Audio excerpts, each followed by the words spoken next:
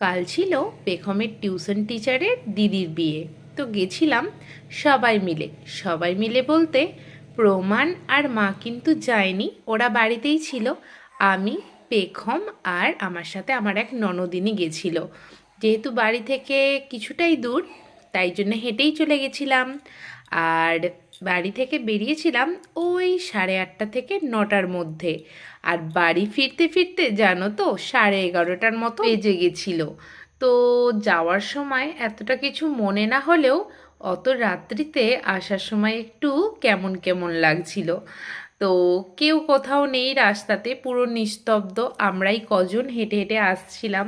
তো একটু কেমন কেমন লাগছিল। তো যাই হোক, ভগবানের নাম করতে করতে বাড়ি চলে এসেছিলাম। তো বিয়ে বাড়িতে গিয়ে সবার সঙ্গে দেখা হলো, ফটো তোলা হলো, গিফট দিলাম, খাওয়া দাওয়া করলাম, তারপর সবাই মিলে আবার বাড়িও চলে আসলাম।